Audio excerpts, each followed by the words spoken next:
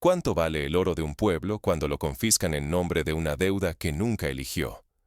Imagina despertar y descubrir que el oro burkinabé, valorado en 400 millones de dólares, ha sido incautado en Rotterdam.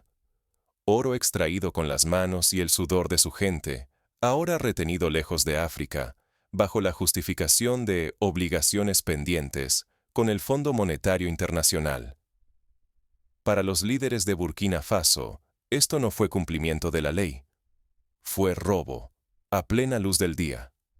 Así lo declaró su presidente. No fue ley, fue robo.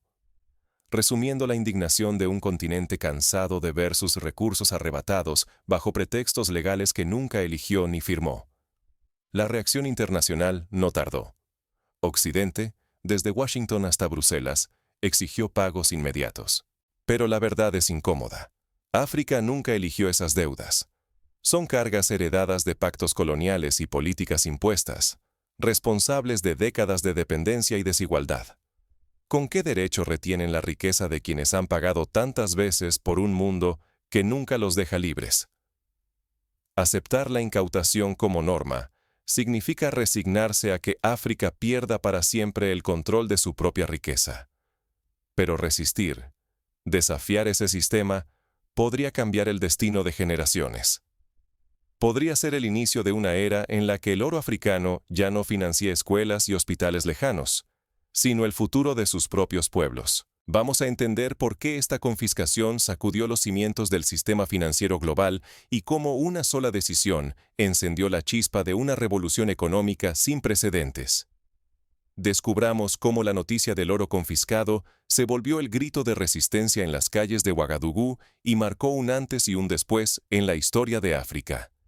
¿Por qué un oro extraído y trabajado por africanos acaba en bóvedas europeas? Esta pregunta retumbó en todo el continente cuando se supo que el oro de Burkina Faso, valorizado en cientos de millones, fue incautado en Rotterdam bajo la excusa de deudas heredadas. Pero la historia es mucho más profunda. No es solo un incidente aislado, sino el reflejo de un patrón que ha dominado la relación entre África y Occidente durante décadas. Desde los años 80, los llamados ajustes estructurales obligaron a países africanos a privatizar servicios públicos, recortar en educación y salud, y abrir sus mercados a grandes corporaciones extranjeras. Mientras tanto, el control de los recursos nunca dejó de estar en manos ajenas. El oro, el cacao, el petróleo y el uranio salen de África, pero sus beneficios rara vez regresan. Esto no solo ocurre en Burkina Faso. Ghana ha sufrido retrasos en sus exportaciones de cacao por supuestos controles de calidad impuestos en Europa. Nigeria ha visto congeladas sus ganancias petroleras por investigaciones extranjeras. Mali, por su parte, enfrenta constantes bloqueos a sus exportaciones de uranio, siempre bajo nuevas justificaciones legales. El resultado es el mismo. África produce, Occidente incauta, manipula precios y dicta las reglas del juego. La reacción ante la incautación en Rotterdam fue inmediata y poderosa. En Burkina Faso, miles de personas inundaron las plazas con pancartas, cánticos y reclamos contundentes.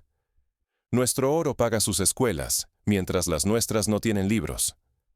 Mineros, maestros, estudiantes y comerciantes se unieron en una protesta multisectorial que mostró una indignación colectiva, cansada de décadas de saqueo legalizado. El riesgo de perpetuar este ciclo es inmenso. Cada recurso robado significa menos hospitales, menos maestros y menos autonomía para los pueblos africanos. Pero lo que parecía una humillación más, encendió una chispa inesperada. Por primera vez en mucho tiempo, la respuesta africana no se limitó a la protesta. Fue el inicio de una coordinación estratégica sin precedentes para recuperar el control de su propio destino. Cuando el enemigo ataca, nace la unión. La noticia de la incautación del oro de Burkina Faso en tierras europeas encendió una chispa que atravesó el Sahel. Apenas amanecía cuando los líderes de Burkina Faso, Malí y Níger se reunieron de emergencia, conscientes de que el saqueo de uno podría ser la condena de todos. En esa sala no hubo dudas. Si Occidente atacaba a uno, responderían juntos. El compromiso fue inmediato y público. Cualquier agresión a los recursos de un estado del Sahel sería enfrentada por los tres como un solo bloque. Pero de esa indignación nació una propuesta aún más radical: crear una reserva africana de oro, protegida y gestionada por africanos, construida lejos del alcance de puertos europeos y sanciones occidentales. El oro africano dejaría de cruzar fronteras peligrosas y se quedaría, por fin, donde nació. El desafío era monumental. ¿Cómo garantizar la seguridad de toneladas de oro? ¿Por dónde exportar sin pasar por rutas controladas por potencias extranjeras? ¿Quién reconocerá internacionalmente esta nueva reserva? Y, sobre todo, ¿habría suficiente voluntad política para resistir la presión externa y coordinar un sistema verdaderamente soberano? El fracaso significaría dejar los recursos africanos aún más vulnerables al robo sistemático. El éxito, en cambio, podría romper cadenas coloniales construidas durante siglos y abrir una nueva era de independencia real. La reacción occidental no tardó, pero en su rapidez quedó al descubierto algo más profundo: el miedo a una África unida y soberana. Pero, ¿cómo respondió el resto del mundo ante esta amenaza a la hegemonía financiera occidental? La respuesta fue tan contundente como reveladora. El aislamiento que intentaron solo abrió nuevas puertas. Cuando Occidente respondió con sanciones, presión diplomática y el cierre de rutas bancarias y comerciales, buscaba asfixiar la resistencia africana y castigar la osadía de reclamar el oro propio. Congelaron cuentas, bloquearon transferencias y desacreditaron públicamente a los líderes africanos, todos bajo la bandera de la legalidad, mientras los mercados internacionales cerraban sus puertas una por una. Pero la reacción fue muy distinta a lo que esperaban. El bloqueo occidental aceleró la creación de nuevas alianzas globales. Los países BRICS, Brasil, Rusia, India, China y Sudáfrica, ofrecieron alternativas tecnológicas, rutas comerciales protegidas y acceso a sistemas financieros fuera del control europeo o estadounidense. China proveyó tecnología de refinación y transporte seguro. Rusia facilitó acuerdos de seguridad y rutas terrestres. India propuso cooperación en procesamiento de materias primas. A nivel continental, la indignación se transformó en movilización, tanto popular como militar. Multitudes en Ouagadougou, Bamako y Niamey demandaron el control africano sobre los recursos, mientras soldados y reservistas participaron en maniobras de protección de infraestructuras clave. Los gobiernos del Sahel convirtieron la defensa del oro en un símbolo nacional, y la idea de una reserva africana creció rápidamente, atrayendo a países de todas las regiones del continente. Mientras tanto, la guerra mediática se intensificó. Grandes cadenas occidentales difundieron imágenes de desorden y miedo, intentando presentar el movimiento como una amenaza para la estabilidad internacional.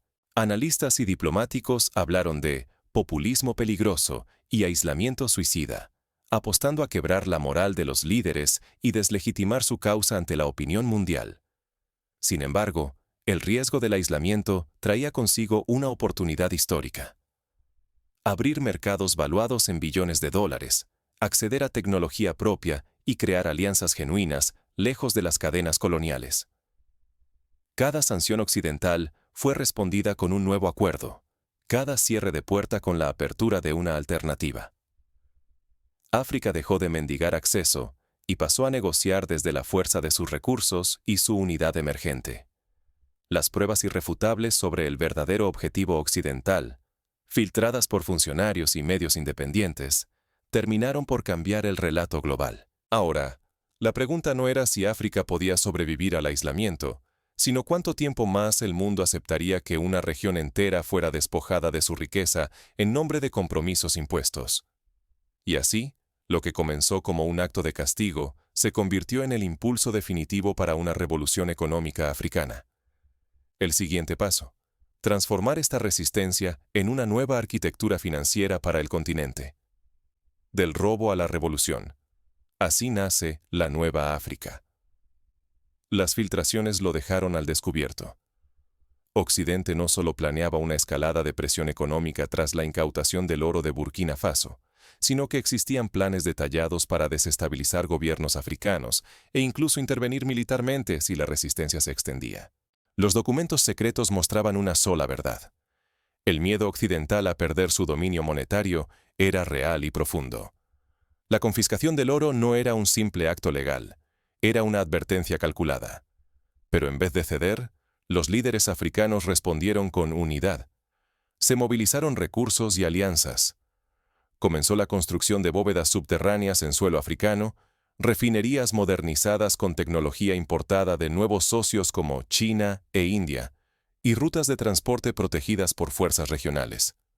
Por primera vez, el oro africano quedaba fuera del alcance de puertos europeos y bancos occidentales. El corazón de la revolución fue la creación de una reserva de oro compartida, bajo control africano, protegida y auditada por las mismas naciones que antes sufrían el saqueo. Desde allí, surgieron monedas respaldadas 100% en oro y en recursos tangibles como uranio y cacao, circulando únicamente dentro de fronteras africanas. Ya no era solo un símbolo, era poder económico real, blindado ante presiones externas. El mundo observó, algunos con esperanza, otros con temor. Los intentos occidentales de aislar a estos países solo fortalecieron los lazos con nuevos mercados.